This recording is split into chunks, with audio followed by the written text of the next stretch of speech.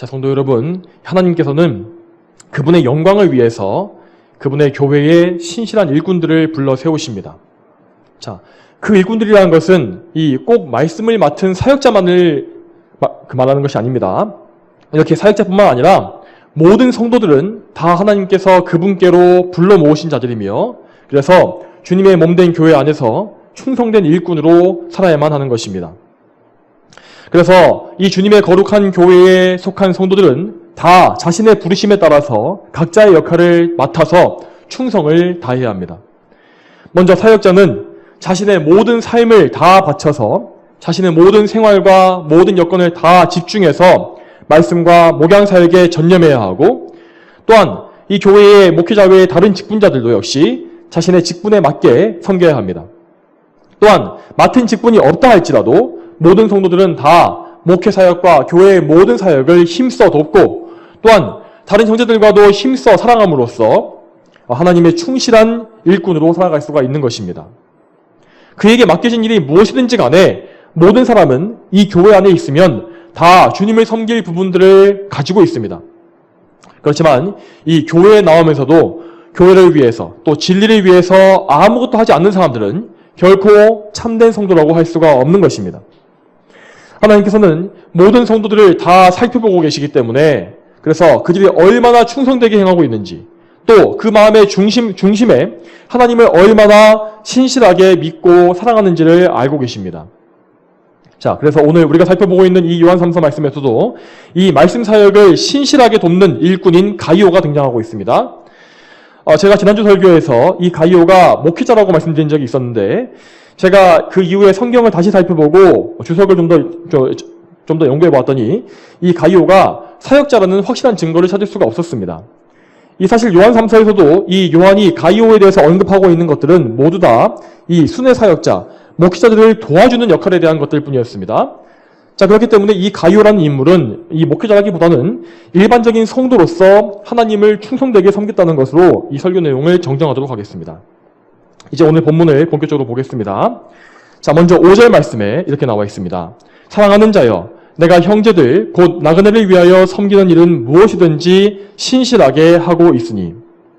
자, 요한사도는 여기에서도 가이오를 사랑하는 자여라고 부르면서 그에 대한 진실한 사랑을 표현하고 있습니다.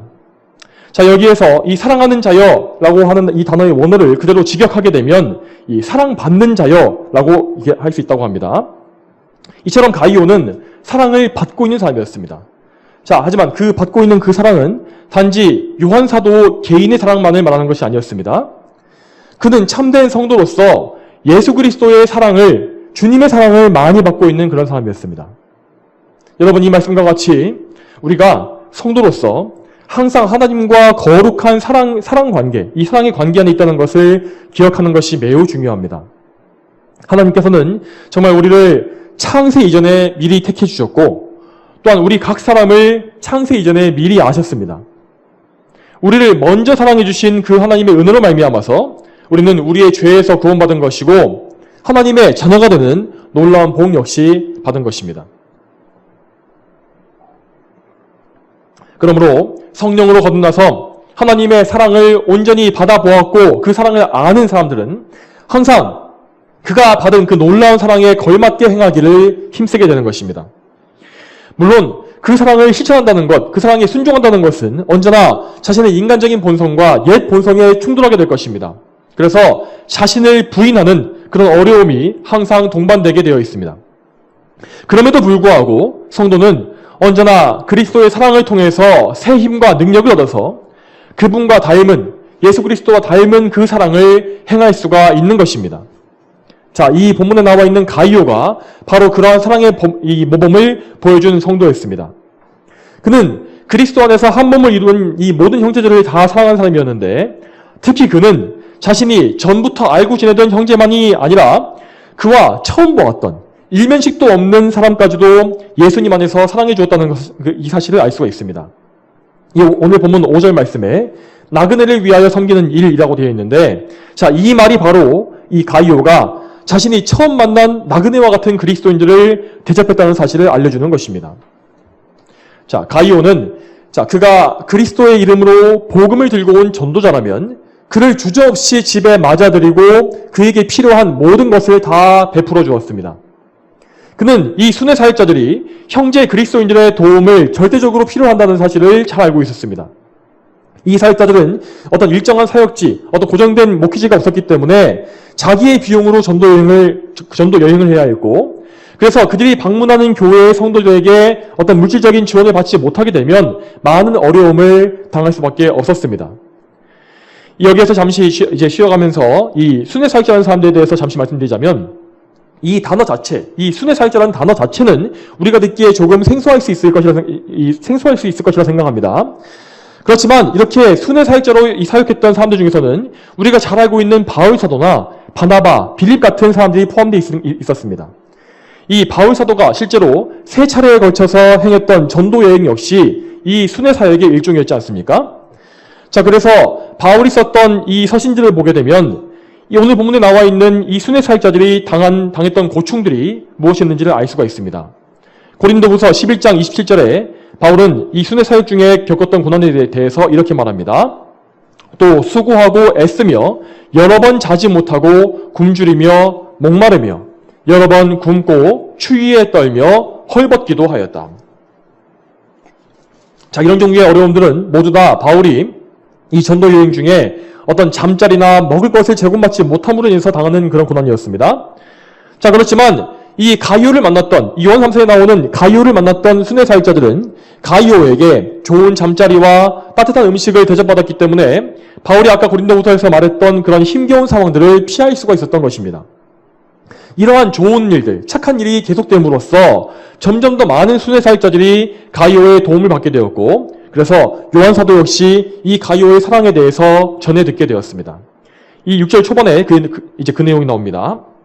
예, 그들이 교회 앞에서 너의 사랑에 대해서 증언하였다. 자, 요한 사도에게 이 가이오에게 대해서 증언했던 이 사람들은 아마도 요한 사도가 직접 파송했던 순회 사역자들일 것입니다. 요한은 예전에 예수님께서 그들에게 하셨던 것처럼 자기도 사역자들을 양성해서 전도지로 파송했습니다. 그리고 우리 예수님께서 말씀하셨던 것처럼 이 전도지로 이 사람을 보내는 것은 마치 어린 양들을 이리떼 사이로 보내는 것과 같았습니다. 그만큼 당시의 여행길에는 수많은 위험이 도사리고 있었고, 또한 영적으로도 마귀의 공격을 받을 만한 위험이 아주 컸던 것입니다. 여러분, 그렇게 사역자들을 보냈던 이 요한 사도의 마음이 어땠겠습니까? 그가 그들을 위해서 얼마나 많이 근심하고 염려하며 또 그들을 위해서 얼마나 많이 기도했겠습니까?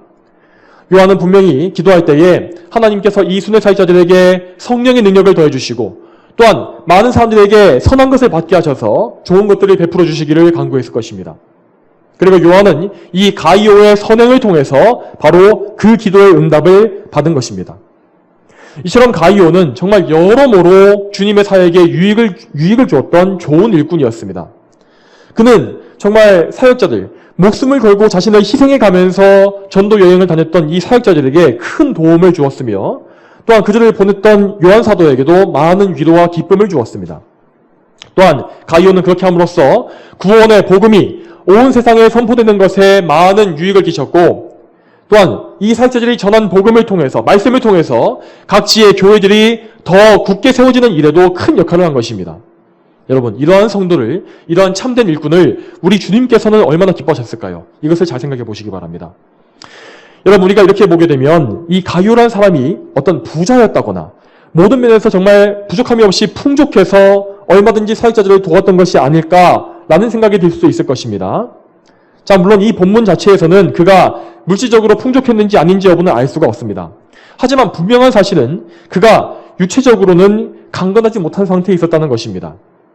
저희가 살펴봤던 이 지난주 설교에서 1장 2절 말씀에 이 강의한 내용을 기억하신다면은 가이오가 영적으로는 좋은 상태였지만 육적인 면에서는 영적인 상태보다 못한 어떤 질병이나 연약함이 분명히 있었을 것이라는 사실을 기억하실 것입니다. 가이오는 그렇게 그의 육체가 병들고 연약한 가운데서도 말씀 사역을 돕는 일에서라면, 그것을 위해서라면 얼마든지 희생을 감수했던 것입니다. 여러분, 이러한 일은 정말로 예수 그리스도를 향한 사랑이 없다면 불가능한 것입니다. 자기의 몸이 힘들고 어려운데 누가 남을 먼저 챙길 수가 있겠습니까? 하지만 가이오는 정말 예수 그리스도의 사랑을 지적인 면과 경험적인 면에서 모두 다 알고 있었던 그런 영적인 사람이었던 것이 분명합니다. 그렇지 않았다면 그는 분명히 자신의 육신의 문제에 얽매여서 낙심하고 주님의 일들을 충성되게 섬기지 못했을 것이 분명하기 때문입니다. 자, 본문을 이어서 보겠습니다. 6절의 마지막 부분에 내가 하나님께 합당하도록 그들을 전송하는 것은 잘하는 일이니 라고 되어 있습니다. 이 구절의 의미를 좀 더 잘 이해하기 위해서 이 말씀을 좀 쉽게 풀어서 말씀드리자면 이렇습니다. 자, 내가 하나님께서 보시기에 흡족하게 순회 사역자들에게 공급해 준 뒤에 그들을 다른 사역지로 떠나보내는 것은 잘하는 일이다 라는 것입니다. 자, 요한 사도는 가이오가 이제까지 행한 사랑을 칭찬하고 격려하는 일에서 그치지 않았습니다. 그래서 더 나아가서 그가 더욱더 주님을 기쁘시게 해드리길 바란 것입니다. 그래서 그는 이 가이오가 순회 사역자들이 다음 여행을 또 떠나는 데에 필요한 것들까지 더 풍성하게 공급해 줌으로써 그들을 다른 교회로 전송해주는 역할까지 하기를 권했던 것입니다. 그렇게 함으로써 요한은 이 가이오가 이 순회 사역자들의 전체 전도 여행 과정 전체에 더 큰 유익을 끼칠 수 있기를 바랐던 것입니다. 물론 지금까지 말씀을 살펴보았을 때에 가이오는 이미 전부터 이 순회 사역자들에게 여비를 충당하는 역할을 했었을 것입니다. 그렇지만 요한은 가이오가 지금 하고 있는 것을 앞으로도 계속하고 또한 여기에 더해서 더욱더 풍성히 하기를 원했던 것입니다. 자, 이런 말씀을 볼 때에 우리는 우리 주님을 섬기는 일에 정말 끝이 없다는 사실을 알게 됩니다. 가이오는 정말 이제까지도 분에 넘치게, 정말 사랑에 넘치게 주님의 사역을 돕고 있었습니다. 그렇지만 그에게는 여전히 더 주님을 기쁘시게 할 만한 여지가 있었던 것입니다. 그리고 요한이 권한 것처럼 그가 더 많이 행하게 되었다면 그 다음에도 가이오는 뭔가 더욱더 주님을 기쁘시게 할 만한 것들을 찾아낼 수가 있었을 것입니다.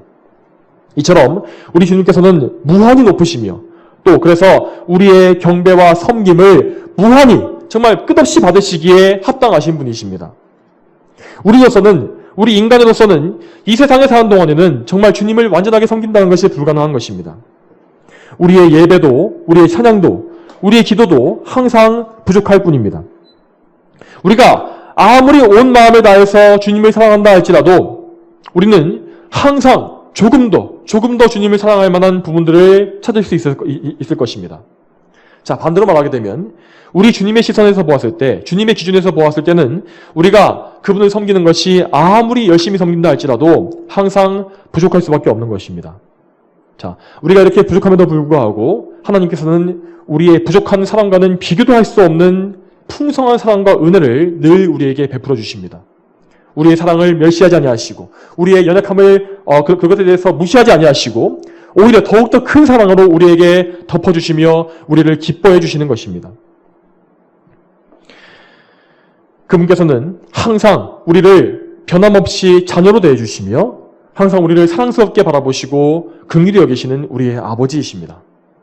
그러므로 우리는 그 하나님의 사랑에 감사하는 가운데 항상 우리가 바치는 사랑과 믿음과 순종에 대해서는 만족하지 않는 그런 겸손한 마음을 가져야 할 것입니다. 우리 자신의 영적 상태에 대해서는 항상 언제나 부족함과 연약함을 발견하는 것이 정상적인 신앙인 것입니다. 여러분, 이와 반대로, 이런 마음과 반대로 여러분 중에서 혹시 자신의 믿음에 대해서 흡족하게 여기고 이만하면 되었다, 또한 나의 영적 상태가 충분하다, 부족함이 없다라고 느끼시는 분이 계신다면 그분은 자신의 상태에 대해서 심각하게 돌이켜 보아야 할 것입니다. 우리는 우리 하나님을 사랑해야 하고 또 날마다 더 사랑해야 합니다. 계명에 순종하되 내일은 오늘보다 더 순종해야 하는 것입니다. 바로 그것이 주님을 사랑하는 참된 성도의 마음입니다. 또 이제 7절로 넘어가겠습니다. 7절 말씀에서 그들이 그분의 이름을 위하여 나갔으며 이방인에게서는 아무것도 받지 않았기 때문이다 라고 되어 있습니다. 요한 사도는 여기에서 방금 6절 말씀에서 이 마지막 부분에 이 자신이 부탁했던 것들의 이유를 여기서 밝히는 것입니다. 자, 그는 6절 마지막에 가이오에게 이 순회 사역자들의 여행할 경비를 지원해 줄 것을 당부했는데, 자, 그 이유가 여기 나온 것입니다. 그 이유는 순회 사역자들이 이방인에게서 아무것도 받지 않았기 때문이라는 것입니다. 자, 이 말씀을 이해하기 위해서는 이 당시 그리스 로마 지역의 문화적 배경을 알 수 있어야 합니다. 이 고대 세계에서 이 그리스 로마 이 문화권에서는 이 그리스도인들 외에도 각 지역의 여행을 다니면서 자신의 종교와 철학 사상을 설파하는 자들이 많이 있었다고 합니다. 당시에 그런 사람들은 이 최신 정보를 들려주는 이 메신저와 같은 역할을 한 것이기 때문에 이 자신이 들려준 이야기, 자신의 연설에 대해서 대가를 사람들에게 요구했습니다.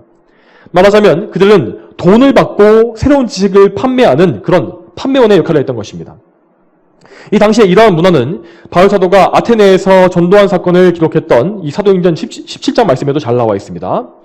이 바울이 아테네에 가서 복음을 선포하자 그곳에 있는 사람들은 바울에 대해서 말하기를 내가 말하는 이 새 교리가 무엇인지 우리가 알 수 있겠느냐? 내가 우리 귀에 이상한 것들을 소개하고 있는데 이것들이 무슨 뜻인지 우리가 알고 싶다라고 하였습니다. 그리고 여기에 이어지는 이 사도행전 17장 21절을 보게 되면 모든 아테네 사람들과 그곳에 체류하는 외국인들은 가장 새로운 것을 말하거나 듣는 것 외에는 달리 시간을 쓰지 않았다라고 되어 있습니다. 여러분, 이 말씀에 나와 있는, 이 사도행전 말씀에 나와 있는 아테네 사람들이 복음을 대하는 태도를 잘 보시기 바랍니다. 자, 바울에게 복음을 들었던 이 아테네 사람들은 이 부유한 시민 계급이었습니다. 그래서 그들은 모든 경제활동, 모든 노동과 근로의 활동은 다 노예들에게 맡겨놓고 오직 그들은 놀면서 온갖 사상에 대해서 듣거나 논쟁하며 공부하는 것을 낙으로 삼았던 사람들이었습니다. 그런 사람들이 모여 있었던 이 아테네는 정말로 수많은 사상과 종교가 뒤섞여서 경쟁하는 지적인 용광로와 같았고 그래서 그곳의 사람들은 바울이 선포했던 복음 역시 그 많은 지식 중에서 하나일 뿐이라고 생각했던 것입니다. 요한 3서가 기록될 당시에 당시에 있었던 순회 설교자들 역시 이 바울 사도가 겪었던 일과 똑같은 일을 매번 경험했을 것입니다. 그리고 아마도 그들의 설교를 처음 들었던 이방인들 중에서는 나름대로 흥미와 감동을 느껴서 돈을 지불하려고 하는 경우도 있었을 것이고 자, 그럴 때에는 이 사역자들도 그 돈을 받고자 하는 유혹이 있었을 것입니다. 그렇지만 만일 그들이 그 돈을 받게 되면 당장은 어떤 금전적인 여유가 생길지 몰라도 그들이 선포하는 복음의 영광이 멸시를 받게 될 것이 분명했습니다. 그들이 돈을 받게 된다면 이방인들은 예수 그리스도의 이 복음을, 이 피 묻은 복음을 다른 수많은 이방 종교와 같은 급의 동일선상에 있는 종교로 취급할 것이 아니겠습니까? 그래서 그들은 이방인들에게서는, 이 믿음을 가지지 않은 이방인들에게서는 일체 어떠한 금전적인 이익도 취하지 않았던 것입니다. 요한이 파송했던 순회 사역자들은 모두 다 그리스도 예수님의 이름을 위해서 선교지로 나아간 사람들이었습니다. 그래서 그들의 목적은 다른 무엇보다 하나님의 영광, 그리스도 예수님의 영광이었기 때문에 그들이 복음 선포에 있어서 사용하는 모든 수단과 방법 역시 하나님께 영광이 되는 것만을 취했던 것입니다. 하나님의 영광을 위해서 그들은 이방인들에게서 이득을 취할 수 없었던 것입니다. 그런 이방인들은 아직 예수님 안에 들어온 자들이 아니었기 때문에 그들에게는 복음이 거저 주어져야만 했습니다. 우리 예수님께서도 제자들을 이 전도 여행길에 파송하실 때 말씀하시기를 너희가 거저 받았으니 거저 주어라 라고 하셨지 않습니까? 당시 순회 사역자들은 바로 그 말씀에 그대로 순종했던 것입니다. 자, 이렇게 처음으로 복음을 듣고 부르심 받아서 성령으로 거듭나서 예수님 믿게 될 때, 자, 이 모든 것, 처음 구원받는 이 모든 것은 하나님의 은혜로서 거저 주어지는 것입니다. 자, 그렇지만 그렇게 은혜로서 예수님 안에 들어온 사람들은 이제 하나님을 위해서 기꺼이 자신이 가진 것들도 희생할 수 있는 믿음을 가져야 하는 것입니다. 그는 먼저 복음을 받은 자답게, 복음을 믿는 자답게 자신이 먼저 듣게 된 그 귀중한 복음을 나 외에도 모든 사람들이 다 알게 되기를 바라는 그런 마음을 가지게 됩니다. 이러한 마음은 단지 복음 사역에 직접 부름받은 사역자들만이 가지는 것이 아니라 주님 안에 있는 모든 성도들이 다 가지게 되는 공통된 마음인 것입니다. 그리고 오늘 우리가 살펴보고 있는 이 성경은 분명히 우리가 복음을 받은 자들을 영접함으로써 함께 진리를 위해서 함께 수고하는 자가 될 수 있다라고 말하고 있습니다. 가이오는 이 순회 사역자들과 함께 전도 여행에 동참한 것은 아닙니다. 그들과 함께 길을 간 것은 아니었습니다. 그렇지만 그는 사역자들을 돕는 일을 통해서 그들과 같이 복음 전파를 위해 수고한 자로 인정받게 되었던 것입니다. 마태복음 10장 40절 말씀에서 예수님이 이렇게 말씀하십니다. 너희를 영접하는 자는 나를 영접하는 것이고 나를 영접하는 자는 나를 보내신 분을 영접하는 것이다. 자, 우리 주님께서는 말씀 사역자들을 영접하고 그들과 함께 수고한 사람들을 주님을 영접한 것으로, 주님을 직접 영접한 것으로 여기신다고 말씀하셨습니다. 여러분, 예수 그리스도를 영접한다는 것이 얼마나 영광스럽고 존귀한 일입니까? 여러분, 그러한 사람에게 예수님께서 이러한 귀한 일을 한 사람에게 얼마나 큰 상을 주시겠습니까? 아까 말씀드린 그 마태복음 말씀에 이어지는 이 마태복음 10장 41절과 42절 말씀에 이렇게 나와 있습니다. 선지자의 이름으로 영접하는 자는 선지자의 상을 받을 것이고 의인의 이름으로 영접하는 자는 의인의 상을 받을 것이다. 내가 진정으로 너에게 말한다. 이 작은 자들 중 하나에게 제자의 이름으로 냉수 한 잔이라도 마시게 하는 자마다 결코 자기의 상을 잃지 않을 것이다. 여러분, 여기에 나와 있는 선지자의 상, 의인의 상, 이런 모든 이 상급은 다 우리 주님이신 예수 그리스도께서 직접 약속하신 것입니다. 그러므로 주님의 이 사역자들을 곁에서 힘써 도왔던 성도들이 받을 상은, 그런 상은 가장 위대한 사역자들이 받을 상보다 결코 작지 않을 것입니다. 왜냐하면 우리 주님께서 분명히 그들이 사역자들을 도운 그 일을, 그들을 영접한 그 일을 사역자들이 행한 그 일과 동일한 수고로 여기실 것이라고 약속하셨기 때문입니다. 성도 여러분, 그러므로 언제나 이 상급을 바라보시기 바랍니다. 이 교회 안에 어떤 분들은 자신이 예전에 이 사역자의 길을 가려고 했다가 신학을 공부하고 있다가 중도에 포기하게 되었다고 깊이 실망하거나 또 후회하시는 분들이 계시는 것을 볼 수 있습니다. 자, 물론 목회자로 부름받아서 신학 공부를 하고 목회 사역을 하는 것, 이것은 그 나름대로 영광스러운 일입니다. 여러분, 그렇지만 우리 눈에, 우리의 시선에 더 좋아 보이는 소명을 받는 것은 하나도 중요한 것이 아닙니다. 우리에게 가장 중요한 일은 우리가 주님 앞에서 어떤 사람으로 보여지는가, 주님 앞에서 어떤 사람으로 드러나는가 하는 것입니다. 그러므로 이 말씀을 들으시는 모든 성도분들께서는 각자의 자리에서, 각자의 맡겨진 자리에서 주어진 소명대로 우리 주 예수님을 힘써 섬기시길 바랍니다. 항상 말씀을 깊이 묵상하심으로 우리 주님의 명령을, 그 명령이 무엇인지를 말씀에서 찾아내시고 또한 그 찾아내신 명령대로 철저히 순종하며 살기를 힘쓰시기 바랍니다. 또한 우리 주님의 사랑을 맛보았다면 그 사랑에 보답하기 위해서 여러분의 모든 삶을 드리기 위해서 몸부림치십시오. 우리 예수님께서는 우리의 중심을 다 알고 계십니다. 그러므로 항상 주님 앞에서 거짓 없이 진실되게 위선이 없이 신실한 일꾼으로 사시기를 바랍니다. 이제 오늘 본문을 우리에게 구체적으로 적용해 보겠습니다. 성도 여러분, 오늘 말씀에 나온 대로 참된 말씀 사역자들을 존중하시고 그들의 사역을 돕기 위해서 항상 힘쓰시길 바랍니다. 제가 이 말씀을 드리는 것은 사역자인 제가 뭔가 좋은 것을 취하기 위해서가 아닙니다. 실제로 말씀 사역자들은 정말 성도들의 기도와 도움이 반드시 필요하며 또한 교회에는 이 목회자 이외에도 신실한 일꾼들이 많이 있어야만 하기 때문입니다. 이 말씀을 좀 더 잘 이해하고 적용하기 위해서는 성경의 가르침을 더 살펴봐야 될 필요가 있습니다. 바울 사도가 말씀 사역자들에 대해서 이렇게 말했습니다. 고린도전서 4장 1절 말씀에 이와 같이 사람은 우리를 그리스도의 일꾼이고 하나님의 비밀을 맡은 자로 여겨야 한다라고 했고, 또한 고린도 후서 6장 1절 말씀에는 우리가 하나님과 함께 일하는 자로서 너희를 권하니 라고 되어 있습니다. 자, 바울이 성령의 영감으로 기록한 말씀에 따르면 말씀 사역자들은 그리스도의 일꾼이고 하나님의 비밀을 맡은 자이며 또한 하나님과 함께 일하는 자라고 하였습니다. 이 바울 사도가 고린도 전후서에서 이 말을 하게 되었던 배경은 이 고린도 교인들 중에 일부가 거짓 교사들의 미혹에 빠져서 바울이 가진 사도로서의 권위를 인정하지 않았기 때문입니다.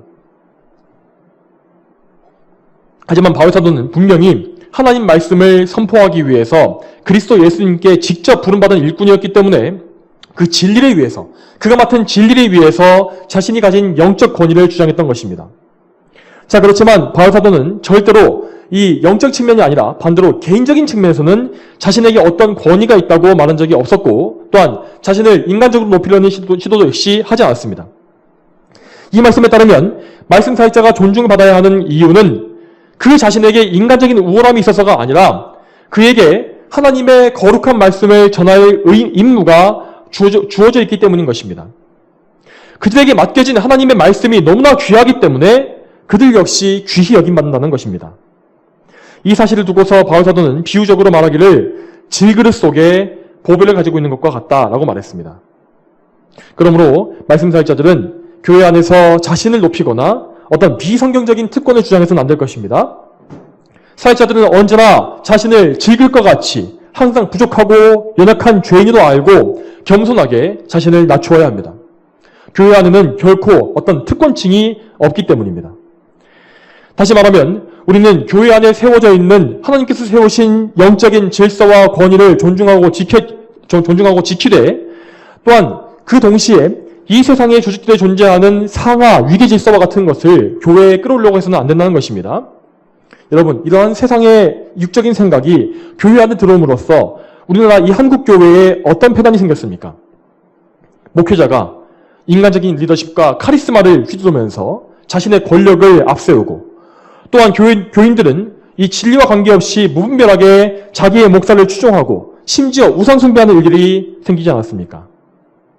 또한 목회자 외에도 교회의 장로나 권사, 집사 직분을 맡은 것 역시 어떤 거룩한 직분을 맡는 것이 아니라 세상에서 감투를 쓰는 것 같이 여기는 일도 얼마나 많은지 모릅니다. 그래서 성도들이 서로 직분을 맡으려고 경쟁하고 또 그래서 직분을 맡지 못하는 사람들은 뭔가 하자가 있는 사람으로 여겨지는 일도 얼마나 많습니까? 물론 교회에서 직분을 맡는다는 것은 분명히 좋은 일이고 영광스러운 일입니다. 하지만 그것이 동시에 대단히 두렵고 떨리는 일이라는 사실도 우리는 분명히 알아야 합니다. 왜냐하면 하나님께서는 많은 것을 맡기신 사람에게 많은 것을 찾으시기 때문입니다.